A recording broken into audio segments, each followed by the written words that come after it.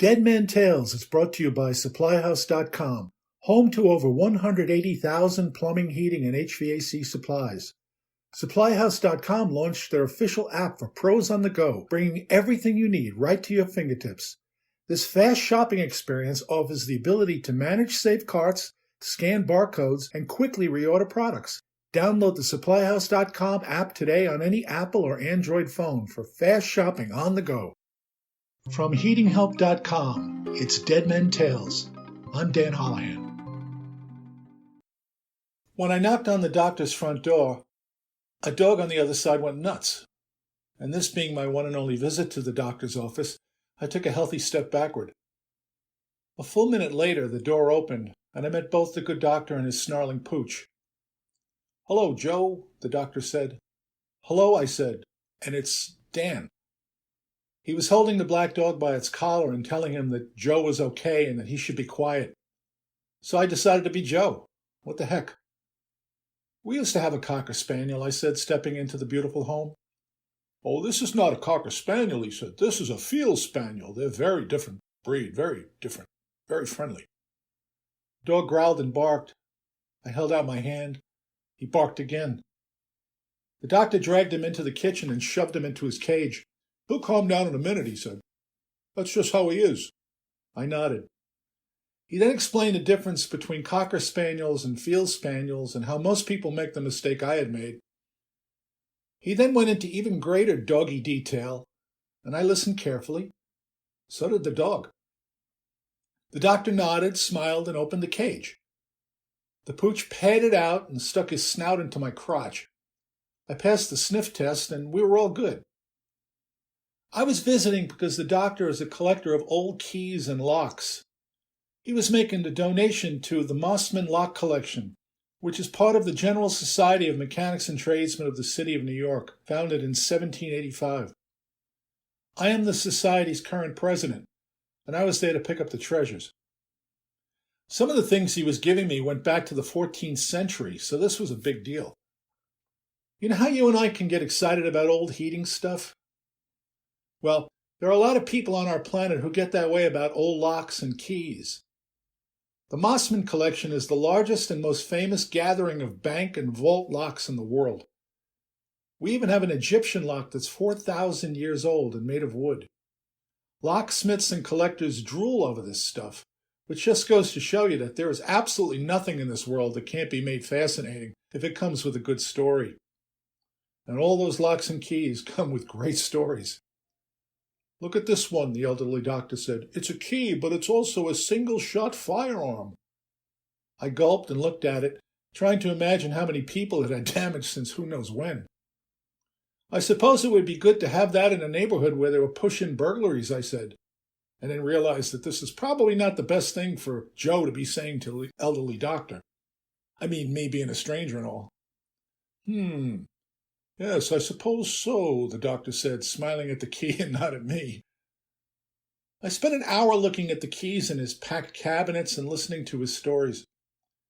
Near the end of my visit, and after I watched him carefully pack the items he was donating to us, I asked him why he collected the keys and the locks in the first place. "Because they're beautiful," he said, touching one. "Are you interested in the technology of how they work?" I asked. "Not really. I just love their beauty. There are two types of collectors when it comes to locks and keys. I am passionate about beautiful things." "I love people who are passionate about anything," I said. "My wife says it's an obsession," he said. "My wife has similar thoughts about me," I replied. "Yes." "Do you think you collected all of this stuff to take your mind off of medicine?" I said. He paused for a long moment and then said, "I've never considered that. Perhaps that's why I did it. I'll have to think about that now." I should mention that this particular MD also has a PhD in medicine, teaches at several famous universities, and has been instrumental in designing many of the drugs most of us have been taking for most of our lives. And he collects locks and keys because they're beautiful. And that's reason enough. I have contractor friends who collect old boiler nameplates. I ask them why, and they say they do it because those nameplates are beautiful. So there you go. They clean, polish, and hang them in their office. Then they just sit back and look at them. And when did they start doing this? When they were young. And what got them started? The stories. They wondered about who made the boiler that bore that nameplate.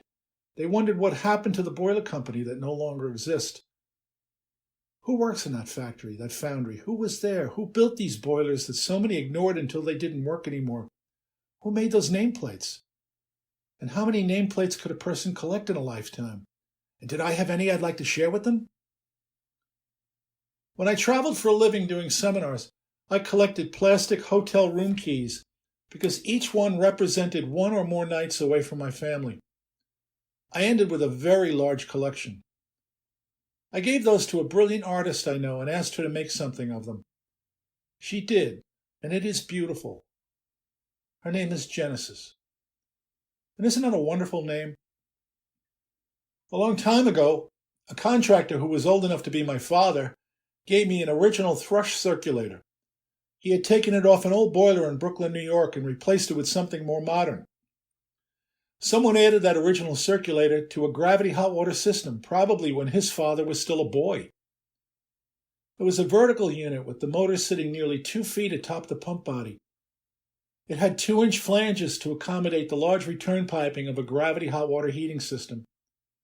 It had a packing gland that the installer would set to drip at a certain rate to a floor drain because mechanical seals on pumps were still years off in the future.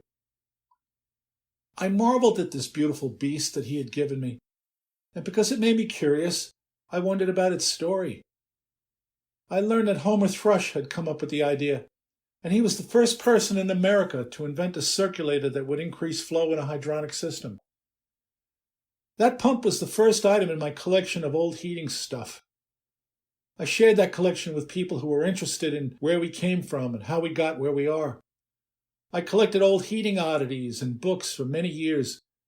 I had gorgeous radiators, air vents that looked nothing like today's air vents, steam vapor devices that did marvelous things, thermostats filled with mercury and other heating delicacies that had me scratching my head until I was able to find the right book in the right used bookstore somewhere in America. Those books revealed the secrets and told me their stories, and I loved those days.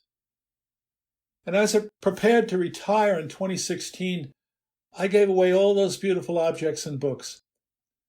I gave them to people who were much younger than I am, so that they could continue to wonder about all of it and hopefully pass the knowledge on to others. None of us owns history. We are simply its current custodians. We too shall pass, but the objects that defined our work live on in the cubbies of the collectors. Some people collect medieval locks and keys because they are beautiful. Others collect old circulators and Victorian radiators because they help us to understand things. Each object comes with a story. Sit with it. Hold it. Be quiet with it and think. Listen to it. Search for the right books and read about it. Larry Weingarten, my dear friend from Monterey, California, added decades of life to his customers' water heaters by caring for anode rods and keeping those heaters out of America's landfills. Larry collected an exquisite amount of antique water heaters, all of which he has lovingly restored, and some of which he has donated to the General Society of Mechanics and Tradesmen. Larry donated them so that the current and future HVAC students in our Mechanics Institute will be able to learn about the past. The Mechanics Institute, founded in 1820, is tuition-free and the oldest technical school in America. Larry's gift will allow those who study in our school long after we're gone to consider the beautiful technology of heating water. Such a simple thing, heating water, but done in so many wonderful ways over time. Larry's gift is one of joy and wonder. None of us live forever, but these things that inspired us, these things that we collected, they can live on after us. And I think that's beautiful. If you like that story, please share it with your friends and please subscribe to this podcast. I have many more Dead Men Tales to share with you, and I appreciate you so much for being here.